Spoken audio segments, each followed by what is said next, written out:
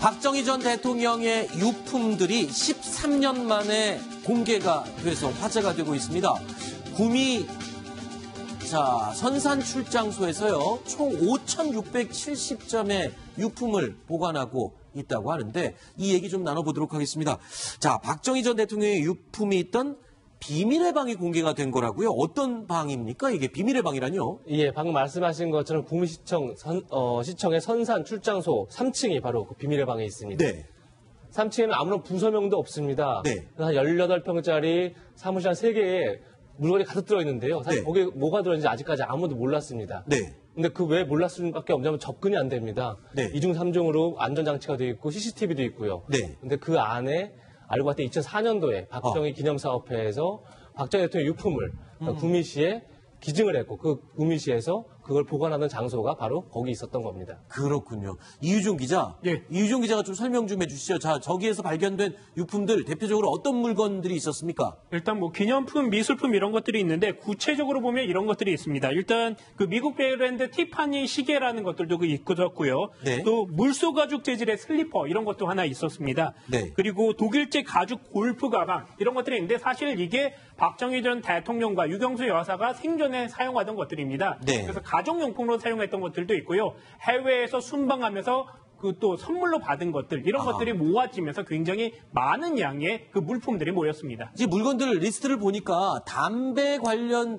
좀 용품들이 많이 눈에 띄었다라고 하는데 애연가였습니까? 이재명 차장 어떻습니까? 굉장한 애용가셨죠. 박정희 전 대통령 사진 보면 네. 담배를 물고 있는 사진이 굉장히 많습니다. 네네. 사진만 하더라도. 그리고 그 담배에 대한 에피소드도 굉장히 많은데요. 네. 제가 여러 기사를 찾아봤더니 이만섭 전 국회의장의 회고록에도 그런 내용이 나옵니다. 담배 얘기가요? 담배 얘기가 네. 나옵니다. 그러니까 어떤 내용이냐면 1968년도에 경부고속도로를 지으려고 하는데 국회에서 예산 세법 개정안을 통과를 안 시켜주고 있어서 야당의 발목을 잡고 있었습니다. 네. 그랬더니 김종필 의장 등 공화당 지도를 불러서 담배를 연신 피면서 혼낸 다음에 잿더를 던졌다. 뭐 이런 내용들이 거기 회고록에 나와 있더라고요. 그러니까 네네. 늘 어떤 자리에서는 담배를 많이 피우셨고 또 그만큼 담배를 또 굉장히 사랑하지 않았나 이런 생각이 듭니다.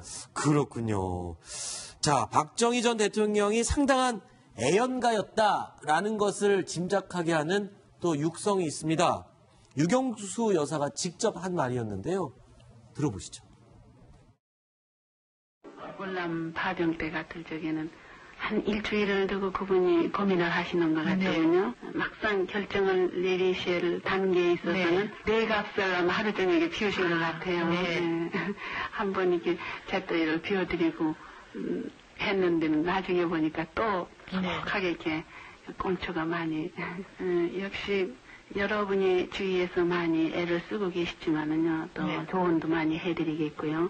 그렇지만 모든 것을 종합해서 판단을 하시고 결정을 하셔서 책임을 지시는 것은 역시 이분 혼자시지 않겠어요? 그런 걸 볼 적에 처음 옆에서 저게 안타깝기도 할 뿐더러 그분도 더 참 외로우신 것 같은 또 이렇게 보일 적이도 있어요. 네. 살아생 전에 담배를 굉장히 많이 피웠다. 유경수 여사도 직접 증언을 하고 있습니다. 그런데 유경수 여사의 유품도 나왔다고 하는데 이 의자예요. 그런데 유경수 여사가 직접 사용했던 의자이고 그리고 유경수 여사 하면은 평소에 물건 같은 걸 굉장히 아껴 쓰기로 유명했던 분이잖아요. 네, 맞습니다. 유경수 여사가 사실 굉장히 부잣집 딸로 태어났습니다. 그래서 그 일제강점기 때 자동차가 집에 있을 정도였는데 그 청와대에 들어오면서는 굉장히 검소하고 푸근했던 어머니 이런 인상을 갖고 있습니다. 그래서 검소한 생활을 이어갔고요.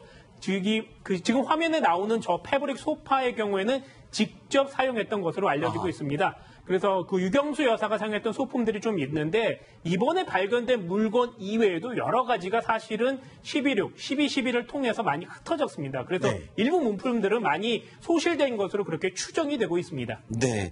그런데요. 이게 방금 많이 흩어지고 소실됐다고 하는데 이에 앞서서 유경수 여사의 여우 목도리, 그러니까 생전에 사용했던 여우 목도리가 암시장에서 밀거래됐다 뭐 이런 얘기가 있었죠, 과거에. 네, 밀거래가 됐는지 아니면 밀거래를 시도하다가 팔리지는 못했는지까지 확인은 되지 않았습니다만 네네네. 여러 가지 소문이 돌았습니다. 어떤 소문이었죠, 내용이? 64년도에 박정희 전 대통령과 유경수 여사가 서독을 방문하는데요.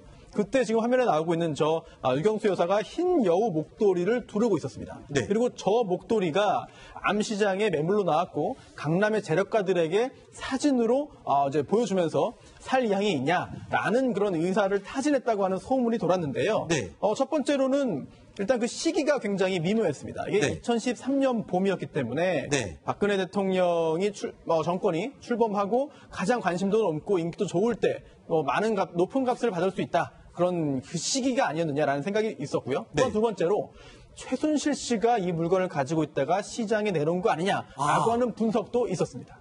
그런 분석도 있었던 거죠? 그렇습니다. 최순실 씨가 갖고 있었다라는 건 아닌 거죠? 어떻게 됩니까? 이재명 차장. 최순실 씨가 진짜 갖고 있었는지 정확지 않지만 분명한 사실은 암거리가 나왔던 건 틀림없었던 것 같습니다. 그래요? 왜냐하면 2013년도에 제가 이제 청와대 출입할 때인데요. 그때 민정에서 그 사실을 확인했습니다. 그래서 민정수석실에서? 네. 제가 민정수석실 관계자 직접 얘기를 들었기 때문에 네. 당시 하여튼 그래서 유경수 여사 유품이 나왔고 그것을 중개했던 사람은 유경수 여사의 친척으로 그렇게까지 그러니까 그렇게까지 민정에서 확인했었습니다. 근데 네. 그것이 이제 그 친척한테 가기 전에 최순실 씨가 갖고 있던 게 나간 건지는 정확치 않지만 네. 어느 정도 신빙성이 있었던 얘기가 아니었나 그렇게 판단됩니다. 이재명 차장이 나오면 항상 이렇게 우리가 알지 못하는 현장 취재했던 내용들을 따끈따끈하게 얘기를 해줘서 제가 항상 깜짝깜짝 놀랍니다.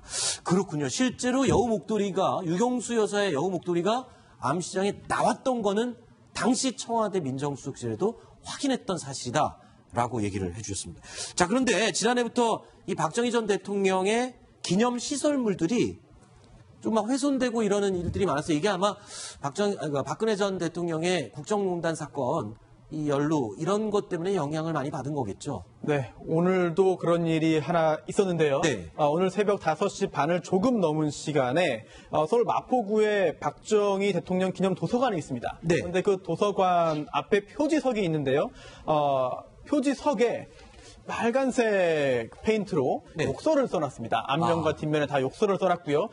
산책을 하던 시민이 발견해서 경찰에 신고를 했고 네. 지금은 이제 저렇게 보이지 않도록 않군요. 조치를 취해놨는데요. 아직까지 누가 이런 행위했는지를 밝혀내지는 못했습니다만 현장에 CCTV가 굉장히 많이 설치되어 있기 때문에 누구의 소행인지 밝히기는 그렇게 어렵지 않을 것으로 예상됩니다.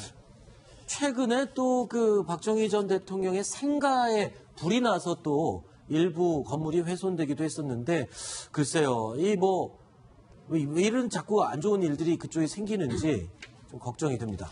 네, 대통령이 물론 역사적인 평가는 네. 좀 화면에 나오는데요. 생가가 이제 소실되는 그런 장면들이 보이는데 굉장히 안타까운 일입니다. 어쨌든 역사적인 공과 과가 있을 수 있는데 공은 공대로, 과는 과대로 평가를 해야 되는 거고요. 지금 많은 어떤 유품들이 지금 공개가 될 수 있는 위치가 돼 있잖아요. 올해가 박정희 대통령 탄생 100주년을 맞기 때문에 네. 여러 가지 기념사업, 우표도 만들려다 취소되고 여러 가지 것들이 있는데 그렇죠. 역사를 그런 식으로 가면 접근하면 안 될 것 같고요. 네. 역사 자료관 같은 것들을 통해서 네. 근사한 공간을 만들어 놓고 일반 시민들이 볼 수 있게 네. 그런 관람을 할 수 있는 기회를 주고요. 거기에 와서 비판할 수 있는 건 비판할 수도 있고요. 네. 물론 과거를 추억하는 사람도 있을 수 있잖아요. 그런 네. 부분은 좀 더 성숙하게 접근하는 게 옳지 않을까 하는 생각이 듭니다. 알겠습니다. 자, 7가지 이야기 살펴봤습니다. 저희가 8번째, 9번째 이야기가 준비되어 있는데요. 오늘 5위, 6위로 꼽은 내용입니다. 확인해 보시죠.